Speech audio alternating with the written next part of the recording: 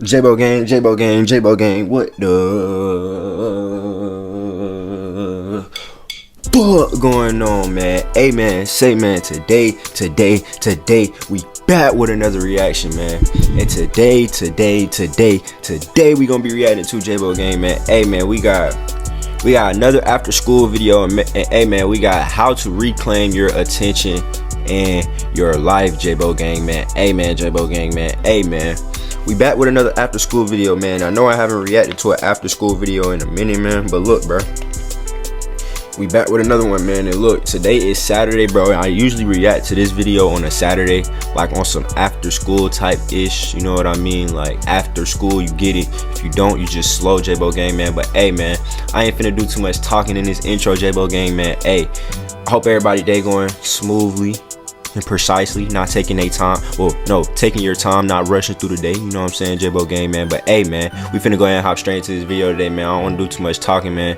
Like I say every video, man, it's your first time ever see me on your Explore page, your first time ever see me on your YouTube, man. Go ahead and tap in, man, and don't tap out, bro, because guess what, you know what I'm saying, it's gonna be some informational, motivational, you know what I'm saying, any type, you know what I'm saying, it's just gonna be something, you know what I'm saying, you might miss out, man. Hey, man, Jaybogng, man. Hey, man, let's go ahead and dive straight into this video today, Jaybogng, man. I don't want to keep talking. Let's get into it today, man. Jaybogng, Jaybogng. Let's get it.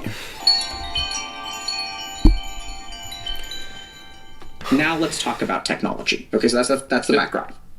So what does technology do? The first. All right, so we got how to reclaim your attention and your life, man. So if you be on your phone a lot, or you just don't be focused on what you need to get done, this video is pretty much for you. And yeah, you know what I'm saying? Let's get into it. What it does is it diffuses our attention. We love technology because it concentrates our attention for a little while, right? So when I'm like watching a fantastic TikTok about like a cat meowing in a really cute way, my mind becomes completely one-pointed on that. So over time, what we're actually doing is the mind becomes weakened because the one-pointedness is triggered by a sensory experience. Forcing your mind to focus is hard. Getting it to focus automatically is really easy. But the more that I take the elevator, the weaker my legs get. So what's happening is the more we use technology, the more our mind becomes weakened in terms of focusing. And that's literally what we see. So if we look at increases in anxiety, increases in depression, increases in loneliness, literally we have a society of people that cannot control their attention. Man, what they hate more than anything else. And TikTok is a killer, bro. I ain't gonna lie. Like, TikTok, bro, is straight fucking brain rot, bro. All this shit really is, bro. If you really sit back and think about it, bro, most of this shit we consume, bro, is fucking brain rot and bullshit, bro. No cap, bro. Like gambling, the shit that they put in our face, fucking Facebook, YouTube, Instagram, all that shit is bullshit, bro. You just really got to be able to see through it and manipulate it, you know what I'm saying? But if you can see through it and manipulate it, bro, you're set. And everything is boring except for TikTok. And the moment that you lose control of your attention, then if you have anxious thoughts, you cannot rein them in. Yeah. The moment you have depressive thoughts, so then what happens is I can't control my attention. So if I start to think anxious thoughts, start to think depressive thoughts, I go down a rabbit hole of that kind of stuff. The only way I can get out of it is to watch another TikTok. Yeah. So now this feels bad to be anxious. I want to run away from my anxiety. I'm going to turn to my phone. Then, once again, the phone pulls my attention away from all of the negativity.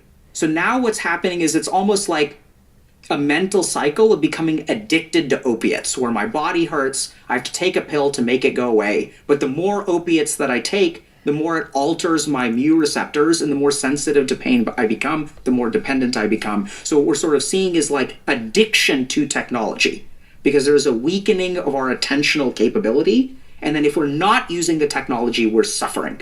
And the only antidote we have is this. So we turn to this again, and then we get weaker and weaker and weaker. And we're really hitting a critical state here. Bro, if you ever feel yourself like just, because I'm pretty sure we all do, bro. We just feel ourselves like being on the app or on the phone too much. Bro, just go pick up a book, bro.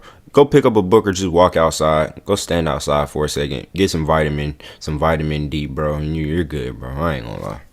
We have, mental health epidemiology, there's global pandemics of loneliness, suicidality, anxiety, depression. All these things are getting really bad. And I think it's due to this fundamental attentional loss. So any practice that trains your focus is going to help. So dharana is a focusing practice, so meditating on something. Wait, what? What's this word?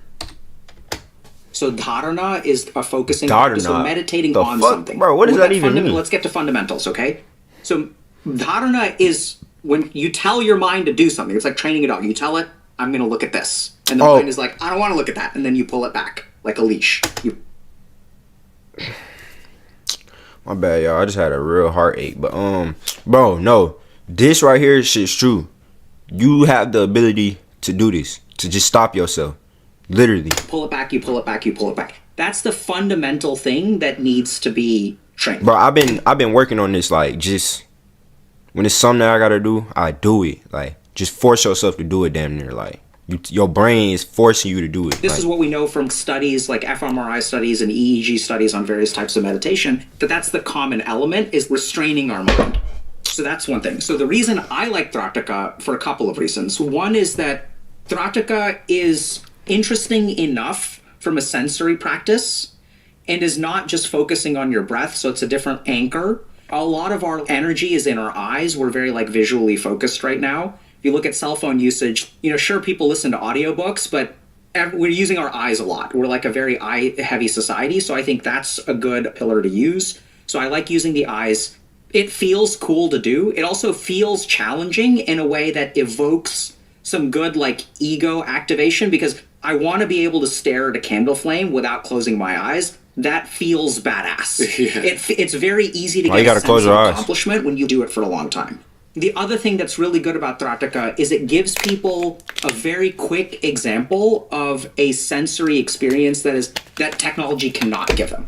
So we think that there are 7 colors that the human eye can visualize. If you do Trataka, you will easily realize there are more than 7 colors that we can see, which sounds like a wild statement.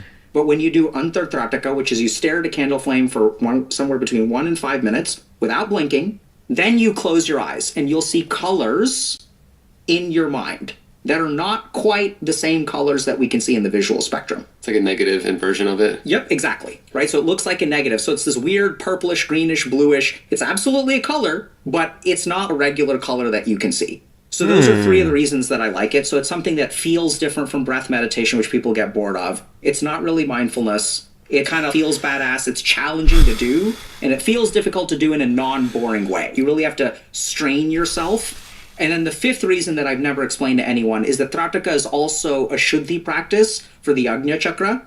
That means it's a cleansing practice for your 3rd eye, which means that if you do Trataka, we don't tell people this, but if you do Trataka, their connection to the intuition and the Brahman and their own understanding of their problems will increase. So they will start to realize they're doing wrong things in their life, so it'll push them in the direction of spiritual growth, whether they like it or not. So the first thing to understand is that our attention is being farmed. Okay, so literally, we have become attention farms. So if you look at ad revenue from a platform, how does any social media, TikTok, YouTube, whatever, how do they make money? They make money by having your attention. So they generate advertising revenue. The other thing that people in advertising have understood for a long time is if I can control your sensory organs, I can control your wants. You as a human being have one resource, which is probably the most valuable thing you have in your whole life, which is your attention. If you can focus your attention on a book and a study guide, you will get an A. If you can focus your attention on work, you will make money. Your attention is literally the most valuable thing. And if other people can get your attention, if they can get your eyes, if they can get your attention, they can get you to buy things, they can make money. So literally the most valuable thing you've got is your attention. So the reclamation of our attention is essentially the reclamation of our life.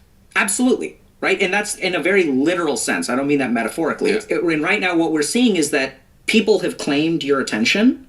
And once they have your attention, algorithms start this process of what's called online radicalization. It happens to everyone. It's called online drift, actually. So over time, your thoughts will be shaped by these algorithms, and then you'll vote a particular way. You'll get angry with a particular group of people. And so the key thing that's this shit's so true, y'all. I hope everybody paying attention, bro. You're losing control of your life, right? Because you don't want to spend 6 hours on TikTok. but you end up doing it anyway, and you're not even sure.